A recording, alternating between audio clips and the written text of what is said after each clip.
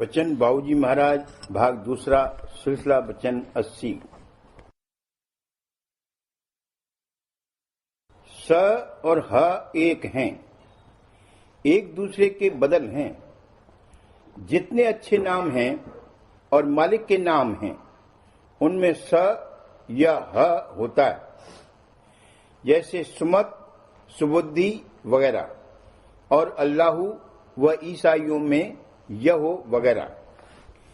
किसी दर्जे में ख भी स और ह की तरह है। खुदा और खुद खुदा में खा है। सत्य और हक एक ही हैं, जरा सा फर्क है। मुसलमान फकीरों ने हक कहा है। अपने मुल्क और वहां की जुबान, भाषा और जिस्म व मुंह की बनावट के हिसाब से उसी आवाज को उन्होंने हक करके बयान किया। जब कोई चीज करकराहट और क्रूरता के संग कटती है तब का की आवाज निकलती। अलग अलग करके कटने में जो आवाज होती है वो का है। ऊपर तो ये भाव था कि अंतर का चैतन्य ज्यादा और दूर तक खिंचा और गिलाफ कम खिंचा और छूट गया। अब ये हालत पहुंच गई कि गिलाफ इस कदर कम चैतन्य और स्थूल हो गया कि जब उसके अंदर का चैतन्य खिंचे, यानी जब उसमें से जौहर निकाला जावे, तो उसका गिलाफ टूट जाए और कट जाए। यहां क शब्द और काल की उत्पत्ति हुई। यहां से रचना काल ने की। यहां असत, जड़ता और मलिनता की मिलोनी हो गई। जितनी बुरी चीजें हैं उनके नाम में क होता है, जैसे कलह, क्लेश, कुमत, कुरूप, कुगति वगैरह। अब ये बिल्कुल स्पष्ट मालूम होता है कि जो चीज कट गई वो लौट नहीं सकती। काल और काल की अंश मन नहीं लौट सकती। सुरत लौट सकती क्योंकि सुरत वहां से कटी नहीं, वो अंतर के अंतर्गत मालिक से जुड़ी हुई है। सुरत यानी जीव काल की रचना में परवरिश पाने के लिए भेजा गया है। वो यहां नहीं रहेगा। लड़का पलने और परवरिश पाने के लिए धाय को दिया जाता है। जब बड़ा हो जाता है तब बुला लिया जाता है। बड़ा होने पर धाय के पास नहीं रखा जाता। उसी तरह से किसी इल्लत और आलाइश को दूर करने के लिए सूरत काल के देश में भेजी गई है। जब वो मतलब बरामद हो जाएगा वो बुला ली जाएगी। सब सूरतें लौट जाएंगी सिवा काल और काल की अंश के।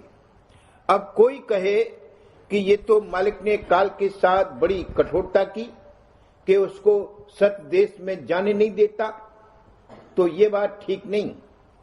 काल खुद नहीं जाना चाहता।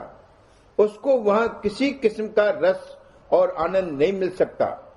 उसने कहा कि रचना रचूं और मैं न्यारी, यह रचना मोह लगे न प्यारी। काल को वो देह सुहाता नहीं। अगर वो वहां ले जाया जाए तो उसे प्राणांत कष्ट होगा।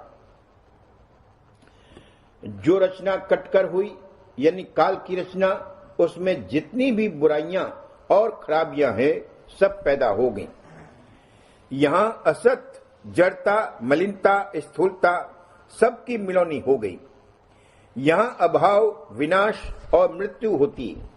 यहां की रचना हमेशा कायम नहीं रहती, अदलती बदलती रहती।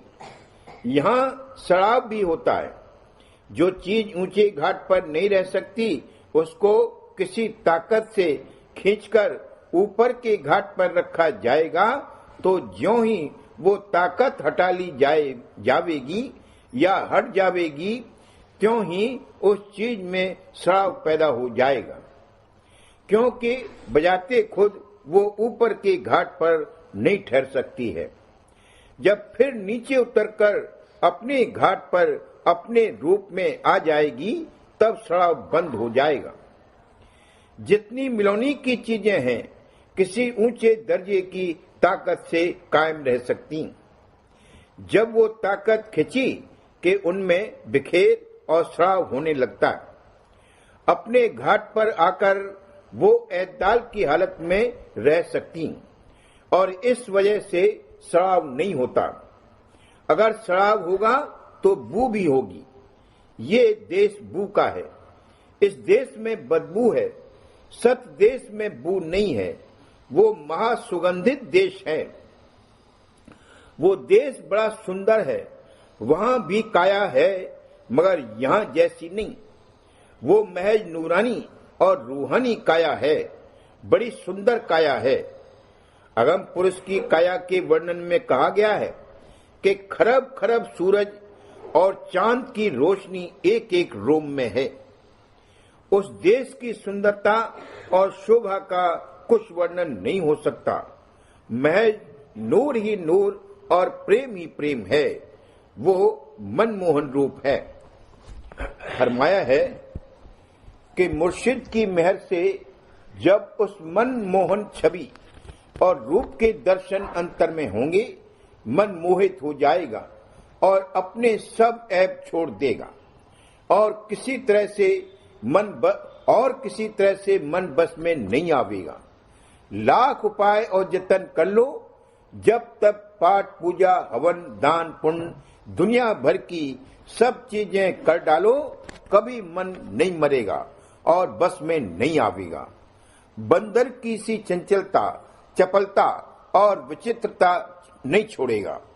जब अंतर में सुंदर छवि के दर्शन होंगे, मन मर जाएगा। शर्मा कर सब बदमाशियां छोड़ देगा। गो यहां कुछ भी सुख नहीं, दुख ही दुख है। करोड़ रुपए पैदा कर लो फिर भी दुख मौजूद है। धन, स्त्री, संतान, कुल कुटुंब सब दुख के दाता है, मगर फिर भी ये उन्हीं के संग में खुश रहता है। मक्खी की तरह भिन्न भिन्न करता फिरता है। जब ये हाल है तो मुर्शिद यानी गुरु के चरणों में प्रेम कैसे आवेगा और बिना प्रेम आए कैसे दर्शन होंगे। गुरु और मालिक तो इसको चरण धार में लिपटाने को तैयार हैं, मगर ये भी तो लिपटने को तैयार हो। कई लोग शिकायत करते हैं कि दर्शन नहीं होते। दर्शन कैसे होंगे? दर्शन होना कोई आसान काम नहीं। हम लोग नहीं जानते हैं कि प्रेम क्या होता है। इस घाट पर जिसको हम प्रेम कहते हैं, जड़ पदार्थों का मोह है। यहाँ प्रेम का कोई अनुमान नहीं हो सकता। जो प्रेमी हैं, जिनके अंतर में प्रेम भरा हुआ है, उनकी सोबत और संग के असर से कुछ कुछ अनुभव की झलक आवेगी और प्रेम क्या है और अपने में भी जागने लगेगा। मगर जिसके खुद के अंतर में कुछ प्रेम जागा होगा, वो उस असर को पहचान सकेगा। जो इस संसार से किसी कदर उदास हुआ होगा और मक्खी की तरह भिन्न भिन्न करना कम किया होगा, वो खुद ब खुद आकर्षित होगा। चैतन्य पर चैतन्य की कशिश का नाम प्रेम है। अंश पर कशिश होती है। सुरत मालिक की अंश है। सुरत पर मालिक की कशिश का असर होगा, उसमें प्रेम पैदा होगा। तन और मन तो जड़ है। प्रेम यानी कशिश में ही सुंदरता है। बाहर के रूप से कुछ मतलब नहीं। जिसके घट में प्रेम जागा होगा, उसको गुरु और मुर्शिद की छवि प्यारी लगेगी। इस देश में बिना संघार के आहार नहीं मिल सकता।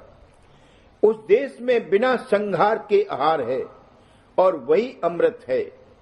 उस देश में अमृत पान है। अनाज के रूप का बिना संघार और विनाश किए हुए हम अनाज से आहार नहीं ले सकते। यहाँ आहार प्राप्त करने में संघार करना पड़ेगा, मगर इसका ये मतलब नहीं है कि मालिक ने सब जानवर संघार करने के लिए बनाए हैं और उनको मारकर खाना चाहिए। वो आहार पसंद और ग्रहण करना चाहिए जिसमें अपनी रूह को कम से कम नुकसान और दूसरों को कम से कम तकलीफ पहुंचे और जिसको प्राप्त करने में कम से कम मुखालफत हो। वही हलाल है जिसमें दूसरों को बिल्कुल तकलीफ न पहुंची या कम से कम तकलीफ पहुंची, बाकी सब हराम है। अपनी मेहनत की कमाई खाना हलाल है। मेहनत मजदूरी करके जो मिलेगा उसमें किसी का जी नहीं दुखेगा, इसलिए वो हलाल है। या अगर कोई प्यार, मोहब्बत और प्रेम से खिलावे तो उसमें कोई दोष नहीं। देने वाला, खिलाने वाला और लेने वाला, खाने वाला दोनों को फायदा होगा, यानी बोथ आर ब्लेस्ड। अगर देने वाला प्रेम, मोहब्बत और प्यार से नहीं देता है तो देने वाला कमबख्त और लेने वाला कमबख्त सब चुकाना पड़ेगा। कृष्ण का क वही है जो काल का क है। कृष्ण की बंसी काल के कुल की बंसी है। काल के देश के ऊपर जो सत देश की बंसी है वो सतनाम वंश की बंसी है। उसके लिए सूरदास जी ने कहा है कि लज्जित कोटिन श्याम, उस बंसी पर करोड़ों कृष्ण की बंसियां लज्जित और शर्मिंदा हैं। सब जगह बंसी और बीन हैं। यहां भी बीन बजाई जाती और सुनी जाती है। ये बीन सतलोक की बीन नहीं। अगर सतलोक की बीन सुन ले तो फिर रह क्या जाएगा, काम पूरा हो गया। किसी से पूछने और संशय उठाने की क्या जरूरत है, उसके लिए संसार मिट गया। जब संसार मिटलेगा तब सतलोक की बीन सुनाई देगी, और जब संसार मिट गया तो संशय कहां से रह जाएगा। संशय संसार के साथ है, संसार नहीं तो संशय भी नहीं। गए सब संशय, छुटा संसार।